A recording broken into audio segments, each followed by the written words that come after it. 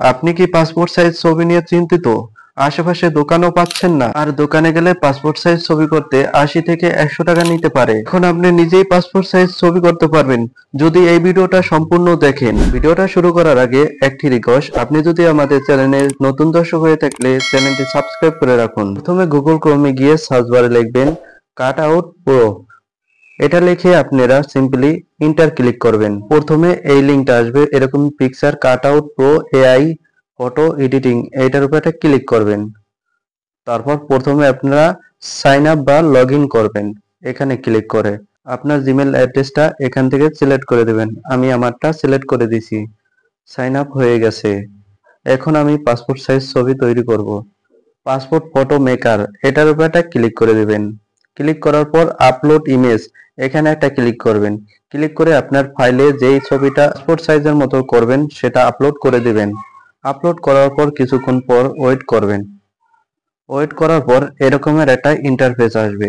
এখানে আপনাকে সাইজটা দিতে হবে বাংলাদেশ পাসপোর্ট, এটার উপর একটা ক্লিক করে দেবেন। ছবিটা পাসপোর্ট সাইজ হয়ে গেছে। এখন আমরা ব্যাকগ্রাউন্ড চেঞ্জ করব।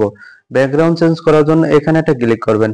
আপনি চাইলে এই রংটা দিতে পারেন, আবার এই রংটাও দিতে পারেন।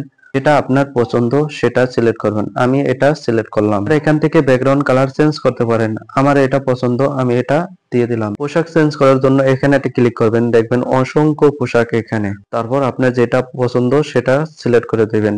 আমার এটা পছন্দ, আমি এটার উপর একটা ক্লিক করে দিলাম।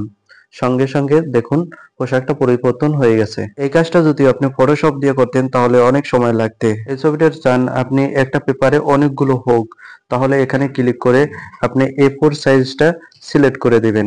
তাহলে দেখবেন অনেকগুলো হয়ে গেছে একটা পেপারে। এরপর দেখাবো কিভাবে ডাউনলোড করবেন। আমি একটা সিলেক্ট করে দিছি, তারপর ডানে ক্লিক করবেন।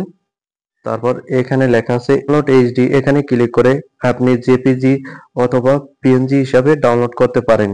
আমি ডাউনলোড করে দিছি, আমার ডাউনলোড হয়ে গেছে। এখন আমি এটারে ক্লোজ করে দিব। এখন দেখবো ডাউনলোড হয়েছে কিনা। ফাইলে গেলাম, তারপর ডাউনলোডের উপর এটা ক্লিক করলাম।